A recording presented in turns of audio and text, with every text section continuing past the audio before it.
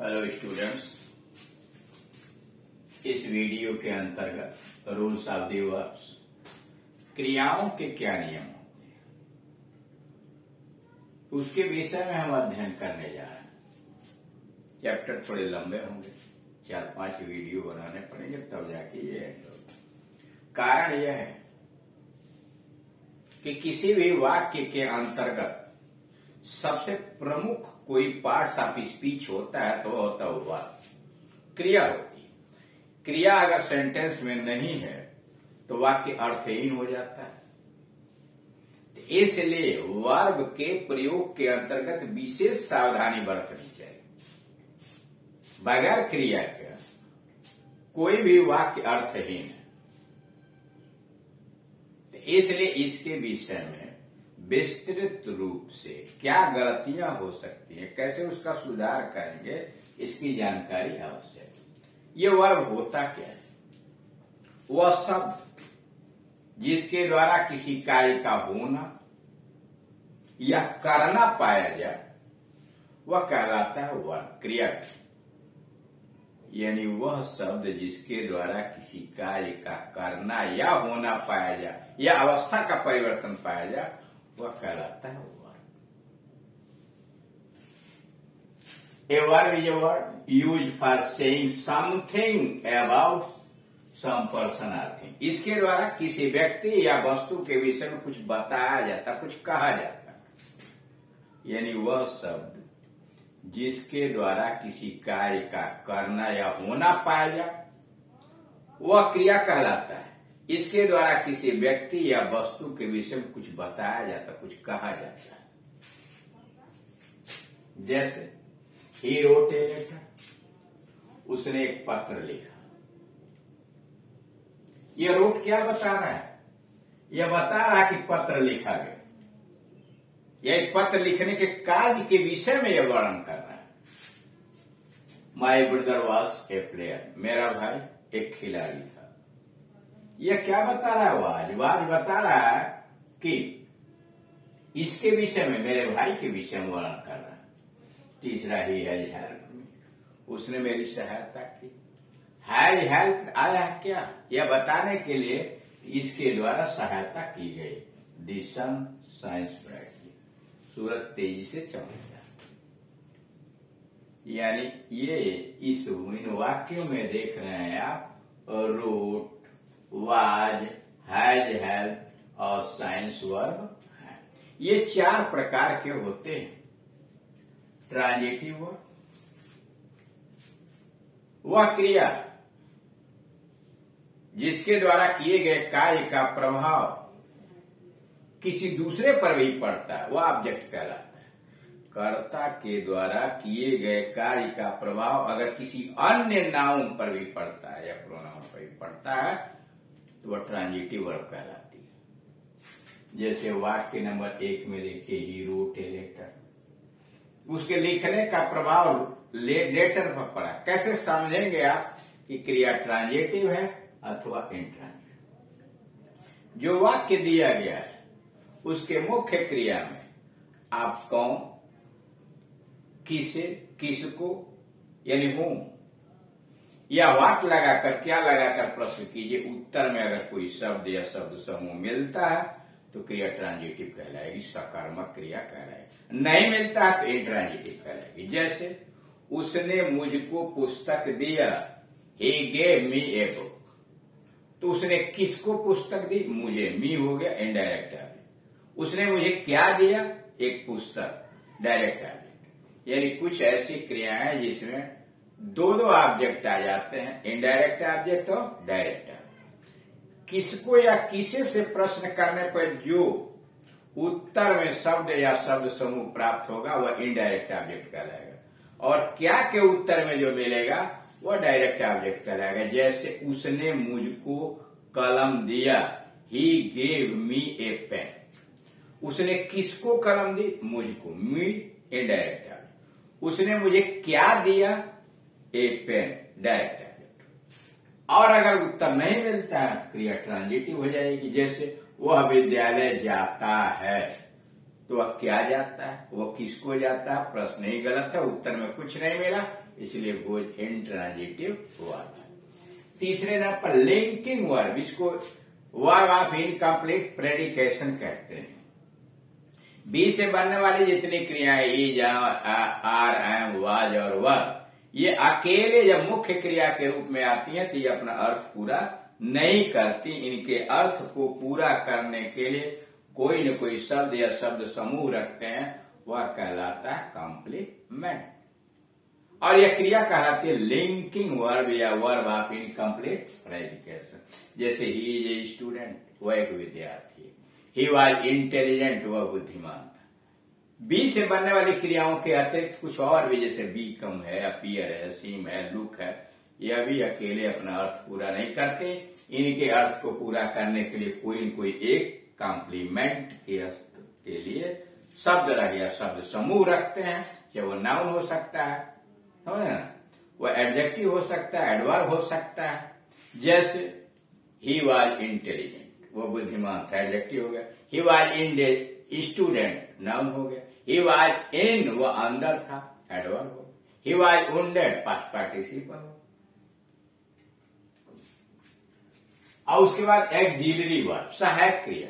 यह किसी भी वाक्य के अंतर्गत कर्ता के अनुसार और टेंस के अनुसार सिंगुलर और प्लूरल बनाने के लिए आती है। जैसे वाक्य नंबर 3 में देखिए, ही हैज हेल्प्ड मी, उसने मेरी सहायता की। तो हैज क्या है? एक्सिलरी वर्ब, सहायक क्रिया है।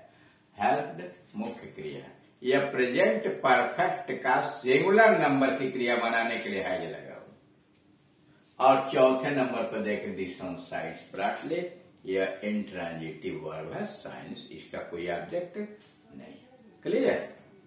अब डिटेल में जब आएगा यह वर्ब क्या है, कितने प्रकार का होता है, कैसे होगा, तो जब आप पार्ट्स ऑफ स्पीच देखेंगे हाई स्कूल वाले के अंतर्गत जब बनाया जाएगा, उसमें पूरा डिटेल वर्णन किया। चूंकि यहाँ करेक्शन की बात है तो हम उतना ही करें जितने में आपका काम निकले।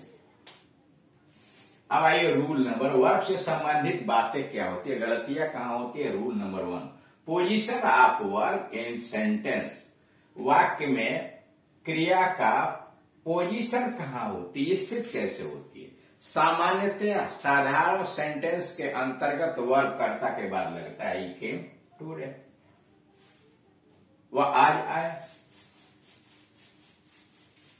यानी सामान्य अर्थ के अंतर्गत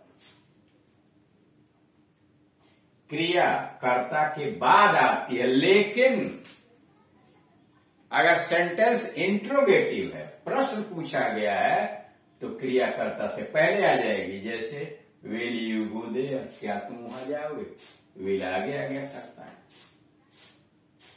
है ना। Why has he not come, वह क्यों नहीं आया है। प्रश्न, यानी प्रश्न जब पूछेंगे तो कर्ता के पहले क्रिया आ जाती है। ठीक।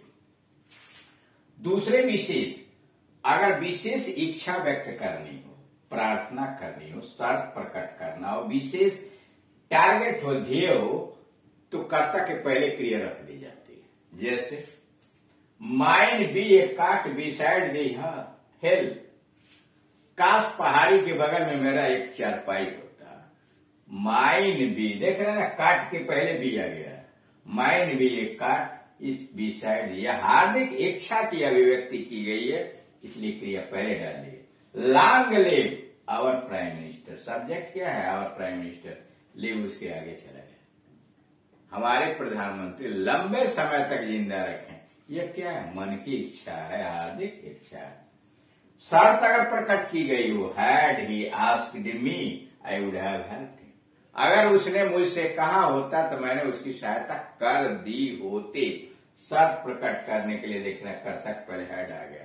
हैड ही आस्क्ड मी, अगर उसने मुझसे कहा होता, I would have helped him, तो मैं उसकी सहायता कर देता।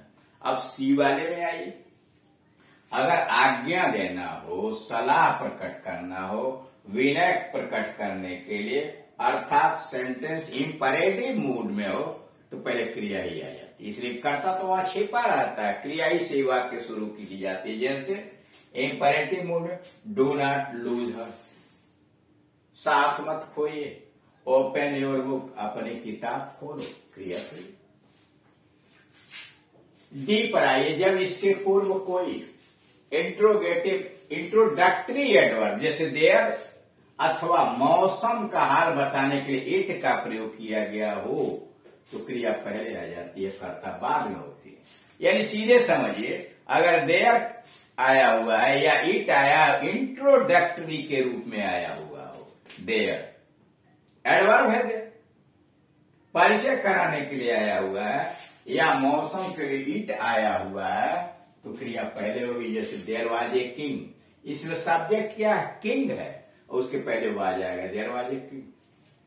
It is very hot day, यह मौसम बताने के लिए आया तो देख रहे हैं दिन हॉट टूडे, तो कहा it is very hot today, आज बहुत गर्म है, कर्ता के पहले क्रिया ले। अब ई पर आई, कभी कभी जब इसके पूर्व कोई को रिलेटिव कंजंक्शन का प्रयोग हुआ तो क्रिया सब्जेक्ट के पहले आएगी। जैसे not only is he unwise, न केवल वह बेवकूफ था बट आल्सो अनकाइंड, बल्कि निर्दयी भी था। यह क्या है, नॉट ओनली, ये नॉट ओनली को relative conjunction. No sooner had he arrive, वह अभी पहुंचा ही था, देन ही डिमांडेड, माने पहुंचते ही उसने धन की मांग कर दी। तब यहां देख रहे हैं हैड ही के पहले आ गया। ठीक, जब एक कॉम्प्लीमेंट पूरक इसके पहले जोड़ डालने के लिए आया हो, यानी क्रिया के पहले कोई कॉम्प्लीमेंट जोड़ डालने के लिए आया तो क्रिया कर्ता के पहले हो जाती है। जैसे हैप्पी इज दी मैन, आदमी कितना प्रसन्न है। तब यहां देख रहे हैं मैन सब्जेक्ट है, उसके पहले ही जाए, उसके पहले एडजेक्टिव आ गया है जोड़ डालने के लिए। अब आइए agreement of work. Agreement of work का मतलब agreement of work with its subject, क्रिया का कर्ता के साथ क्या समझौता है, क्या रिलेशन होता है, यह बताया जाता है। नियम यह है कि अगर कर्ता सिंगुलर नंबर का है और थर्ड पर्सन का है तो क्रिया भी सिंगुलर नंबर की होगी। एग्रीमेंट का मतलब क्रिया अपने कर्ता के नंबर और पर्सन के अनुसार यूज की जाती है। उसका नंबर क्या है, उसका पर्सन क्या है। ही सिंगुलर नंबर और थर्ड पर्सन है, इसलिए क्रिया भी इज लगाई गई। ही सिंगुलर नंबर थर्ड पर्सन है तो गो में ईएस जोड़ करके सिंगुलर नंबर बनाया गया। मतलब डिक्शनरी में जो क्रिया दी जाती है, बी, गो, काल, राइट, ये सब प्लूरल नंबर में होते हैं, सिंगुलर आप बनाते हैं। जैसे गो में ईएस जोड़ करके प्रेजेंट इंडेफिनिट टेंस में, दे सिंगे सा। कर्ता अगर बहुवचन का है तो क्रिया भी बहुवचन की होगी। रूल नंबर 1, जब दो सिंगुलर सब्जेक्ट एंड से जोड़ दिए गए हों, यानी दो सिंगुलर सब्जेक्ट एंड से जोड़े गए हों, दो या दो से अधिक, तो क्रिया बहुवचन की होगी। Mukesh and Ramesh have gone out, बाहर चले गए, मुकेश और रमेश बाहर गए हैं। लेकिन इस नियम का अपवाद यहां भी है। ही एंड हिज फ्रेंड्स, वह और उसके मित्र हैव पास हो चुके हैं।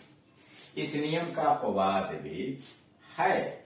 अगर दो नाउन या दो एडजेक्टिव एक ही व्यक्ति या वस्तु को संबोधित कर रहे हो तो क्रिया सिंगुलर नंबर की होगी। जैसे माई फ्रेंड एंड गाइड, मेरा मित्र और पथ प्रदर्शक।